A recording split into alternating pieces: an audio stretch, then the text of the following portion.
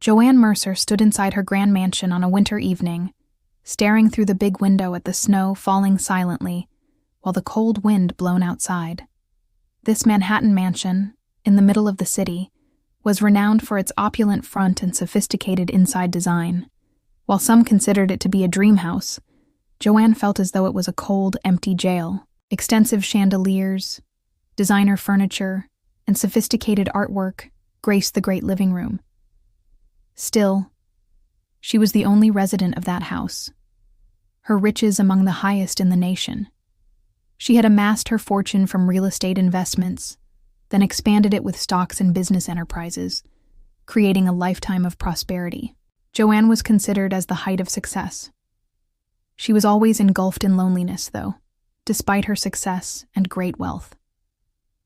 Though she knew very well that it did not bring her actual happiness, she was in a position others envied. Her great seclusion had one single cause: Eva, her daughter. 30 years ago, Eva had vanished from an amusement park while still just 7 years old. Joanne still suffered from memory of that day, which kept her from sleeping. It had been one of the few times she had chosen to spend time with her daughter by pausing her hectic business calendar. She had brought Eva to the most well-known New York amusement park. Riding the attractions and munching cotton candy that day, Eva had the most brilliant smile on earth. That pleasure, though, was fleeting. Eva disappeared completely in a fleeting moment of diversion. Joanne told the police right away, and the whole amusement park was searched, but to no result. There were no CCTV footage, no witnesses, and all of Joanne's frantic searches for Eva came back useless. Joanne's hopelessness grew only as time went on. She first did all within her ability to locate her daughter. She sought police help, hired detectives, and even brought the media into play. But the earth seemed to whisper cruelly for her to give up as the years passed. Joanne would start to cry at the mere mention of her daughter's name years after Eva vanished. Still, all that returned was silence regardless of how much she shed. Those close to her finally advised she had to move on, but she could never really let go. Eva's memories faded over 30 years, but the suffering never healed. Joanne had buried herself in work after losing her daughter and cut off all personal contacts. Her days had been devoted to chasing success, but in the process her own life had become ever thinner. She had nothing more needed now, her company steady and growing. She possessed all the wealth and celebrity one could ask for, but the emptiness inside her only deepened daily. Eva had lately started showing more often in her dreams. Eva always reached out her hand toward her in those dreams, but Joanne woke up before she could grab it. And upon waking, she would be engulfed in extreme guilt and sadness. I ought to have better guarded Eva. Why did I turn away for just that instant? Deeply sighing, she started to blame herself. Joanne had intended to make dinner for herself that evening, but lacking the drive, she just grabbed a cup of instant noodles. She knew her repeated pattern was isolating her, yet the solitude felt strangely solace. But the phone rang at that point. "Joanne," said her friend Lisa, "if you keep staying home like this, you will become sick. I know a little eatery with great food and friendly staff in a nice location. Come tonight." Joanne first objected, but Lisa's relentless prodding finally tired her, and she agreed. Lisa picked her up a few hours later, and they came to a quiet alleyway, somewhat detached from Manhattan's busy streets. Although the restaurant's outside was basic, the warm light streaming from its windows created an inviting environment. Joanne was welcomed by the soothing scent of homemade food as soon as they entered, along with soft background music. Photographs left by patrons and handwritten notes covered the walls. On every table was a little but elegant floral arrangement. Though the place radiated a warmth she couldn't quite explain, it was nothing like the upscale restaurants Joanne usually visited. Lisa grinned broadly and said, "This is the place I told you about," guiding Joanne to a table. Though slightly uncomfortable, Joanne moved in Lisa's direction, inspired by her friend's energy. A waiter came with water and a menu. After putting their orders, Joanne silently looked about her. Though not packed, The restaurant was pleasantly active, and the friendly atmosphere was created by the patrons' conversation. Her eyes strayed to a waitress politely interacting with patrons as she moved deftly between tables. Her tag carried Anna's name. She was a young woman serving meals and chatting with patrons with an easy grin. Joanne was struck by Anna's natural charm, sensitivity to every guest, and approach of treating others. Joanne started closely observing Anna before she knew it. She possessed something strangely familiar. But Joanne's heart started to hammer when her eyes strayed to the necklace Anna wore around her neck. It matched the one she had handed Eva 30 years ago exactly. Eva's name was a tiny, delicate pendant made of shimmering silver, etched on the rear. Joanne stared while her breath caught in her throat and her mind flew. She told herself, "That is unattainable." Still, the necklace was clearly the one she had created specifically for her lost daughter, regardless of her best attempts to ignore it. She tried to steady herself by sipping cold water, her hands quivering. How could this necklace arrive here? The world was meant to have just one. Lost in contemplation and her heart hammering, Joanne kept staring at Anna. She was unable, though, to approach the young woman. What would happen should she be wrong? Suppose it were merely a coincidence. Her last hope would be destroyed if she confronted Anna and proved mistaken. Their meals came, but Joanne couldn't concentrate on eating. Unaware of her friend's turmoil, Lisa talked about how great the food tasted, but Joanne hardly heard her. One thought, Anna and that necklace, dominated her mind. Is Eva dead or alive? No, it is not at all possible life isn't that kind. She tried to persuade herself, but deep inside a brittle hope started to grow. She turned to Lisa at last, unable to restrain any more. That waitress is quite good. Anne, how do you suppose she got hired here? Does she have an anecdote? Lisa startled at the abrupt inquiry, then grinned. Oh, Anna, her owner advised her. She works hard and is friendly. Her is loved by the clients. Joanne listened while her mind flew. She wanted more, but right now she wasn't ready to face the truth. She kept thinking about the necklace long after their lunch was over. Lisa. Wait here a moment, she said, getting up and strolled slowly toward Anna. Her breath staggered, her heart hammered fiercely. She locked eyes on the necklace and spoke deliberately. Apologize me. Where from you found that necklace? Surprised, Anna blinked and reached for the pendant naturally. Oh, this is great, she answered with a faint smile. For me especially is quite unique. She slid her fingers over it softly. I have had it for the length of my memory. I handed it to my mother. The stop in Joanne's heart was, she's mother? Her voice wavered. You mother? Anna agreed. Indeed, but I cannot remember her. I came of age in an orphanage. Ground vanished from Joanne's underfoot feet. An orphan house. She grabbed her chest, and her breath came in little gasps. She understood this wasn't a fluke.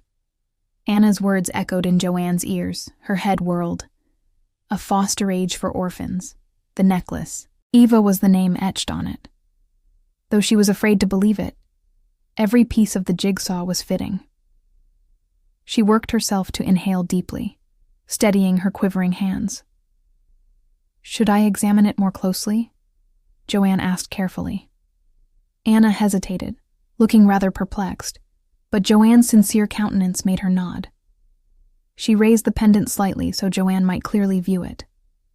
As Joanne examined the minute details, the delicate engraving, the faint shimmer, the clear name carved on the rear, her heart hammered.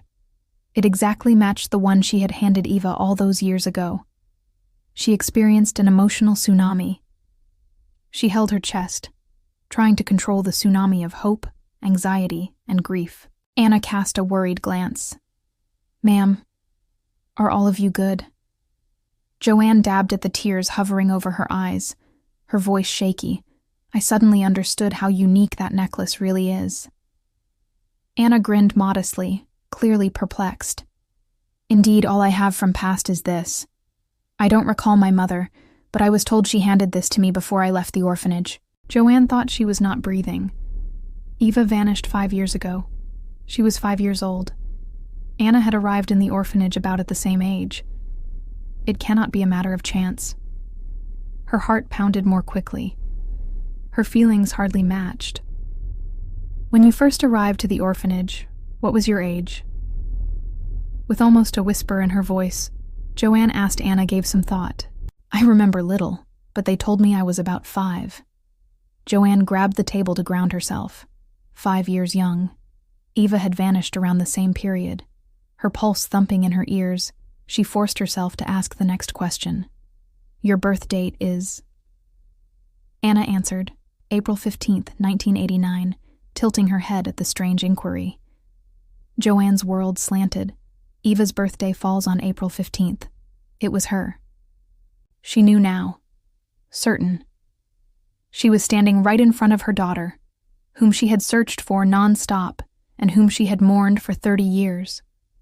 Though she held back, tears welled up in Joanne's eyes. She couldn't say it straight out. This was too sudden. Imagine Anna not ready for the truth. What should she reject? Joanne tried to organize her ideas by hard swallowing. The truth had to be verified absolutely. One path was the only one. Breathing shakily, she asked Anna, Would you be ready to have a DNA test with me? Anna's eyebrows closed together. A DNA test? Sure. Carefully, Joanne said, her voice bursting with passion. I could possibly know something about your past. Anna sensed the urgency in her words and long studied her. She was hesitant in part, but another part was curious. She nodded, following a break. Sure. I have always wondered about my past anyway. Joanne let out a breath she had not noticed she was breathing. She answered gently, Thanking you. A few days later, they were waiting for the results in a sterile clinic. Joanne held a tissue in her lap and her hands shook. Her longest wait in life was this one. Should the findings be negative, she questioned her ability to endure the heartache. If they were positive, though, her thoughts stopped as the doctor arrived carrying a sealed envelope. Joanne gasped for air. Opening the results, the doctor gave them close inspection. Then he raised his head and said, You are mother and daughter, 99.99% sure. The space whirled. Joanne's heart broke into fragments, bits of loss, of relief, of 30 years' worth of yearning. Her hands shaking, she went for Anna. Anna sat frozen, her breathing shallow. Then she started to cry. Joanne drew her tightly in a hug while she sobbed. I am really sorry, she choked. I searched every place for you, never stopping is how I do. Anna's arms gently encircled her. Her own tears came freely. She experienced something she had never known, belonging, first in her life. The next days were quite demanding. Anna needed time to sort everything. Having a mother suddenly, especially one as rich and powerful as Joanne, was surreal. Joanne gave her space, but she made sure Anna understood she had nowhere to go. One evening they were sitting in Joanne's house drinking tea. Joanne peered gently at her daughter. Is Anna there anything you have always wanted to do? Something you have dream about? Anna considered a moment before she spoke. I have always wanted to run a small cafe where people could feel comfortable. Joanne turned to smile. Let us then get right on it. Anna stared blankly. Mom, that marks the major turning point. Joanne took her daughter's hand across the table. Sweetheart, you are entitled to follow your dreams. I wish to assist you. Joanne and Anna collaborated to realize the cafe over the next few months. Anna poured her heart into designing the space. Joanne helped financially. Anna stood outside looking at the sign with the cafe's name when the grand opening came. She called it Eva's Place. Joanne started to cry at sight. Anna pointed out, This is your dream. You made this possible. Anna turned to grin at her mother. No, Mom. We enabled this. The cafe gained popularity fast not only for its friendly environment and mouth-watering cuisine, but also for the poignant background of it. Consumers respected Anna's path and Joanne's relentless love for the daughter she had lost but then located. Their daily meals, jokes, and talks filled in for lost time. One evening, they stood outside gazing at the stars after closing the cafe. Turning to her mother, Anna softly asked, "Mom, do you think we'll truly be happy now?" Joanne smiled warmly and gently pulled her into hug. "Obviously, sweetheart. Happy is not about what we lost. It concerns what we create from this point forward." Mother and daughter also knew this was their new beginning as they stood together under the big night sky. Past no longer defined them. Their future belonged to each other to design.